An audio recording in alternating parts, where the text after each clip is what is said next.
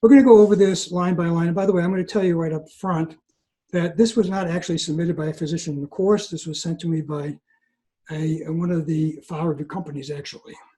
So if I'm a little critical of the report, it was not submitted by a physician at the course. So we're going to go over this in detail because I think this is a good example of what not to do. Okay.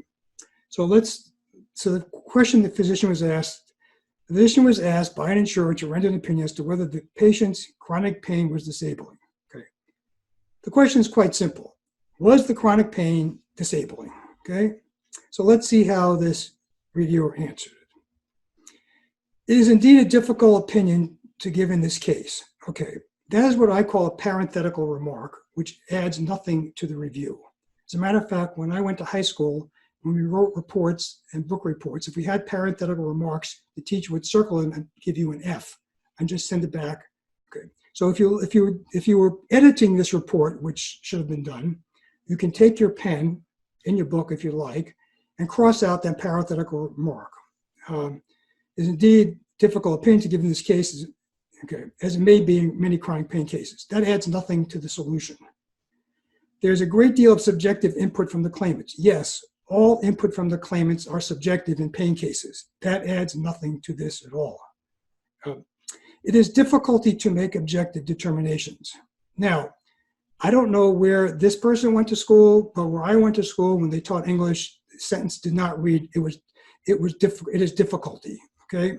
That obviously indicates that the person did not even proofread this and really makes no grammatical sense.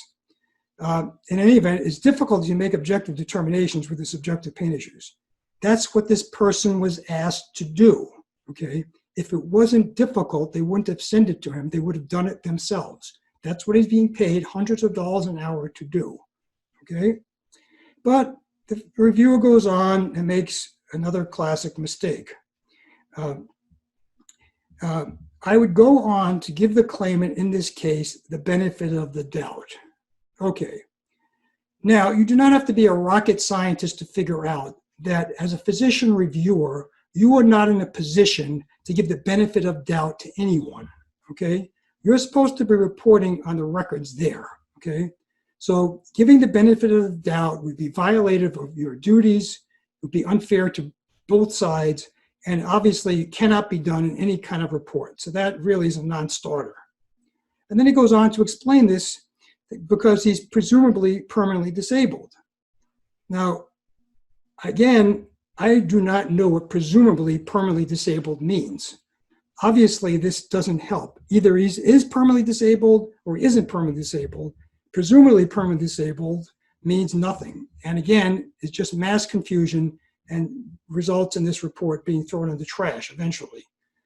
The reason I say this is another parenthetical remark, which adds nothing to the report, okay, which should be stricken out if you're editing this, is that the claimant complains of fairly significant pain. Yes, it's not a big surprise that a person who's suffering from chronic pain complains of pain, okay?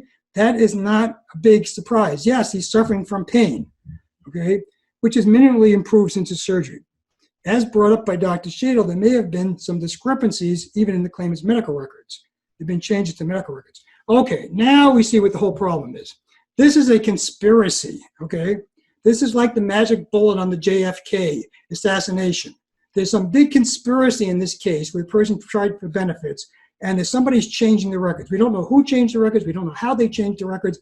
And in fact, has very little to do or anything to do with this report. But we got a conspiracy in here, okay? There's changes to the records, which I'm not sure that changed to any degree the revisions. Right? So even if there was a conspiracy, it didn't change anything anyway. This makes one suspect, again, not exactly a very affirmative statement about the claimant when they report severe pain. So is he saying that the person changed the records, his doctor changed the records, a third party changed the records? No clue.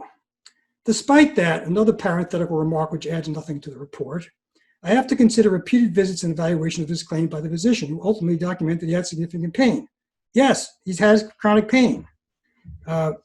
He requires ongoing medication, which may alter his ability to think clearly and make adequate decisions. Okay. We need to know if it does alter his ability, not whether it may alter his ability, okay? Because if it does alter his ability, then he's disabled. If it doesn't alter his ability, then maybe he's not disabled. And that's what this reviewer was hired to do, to determine whether or not this chronic pain was disabling. And as you can see by reviewing this one short paragraph, the physician reviewer here failed to do so.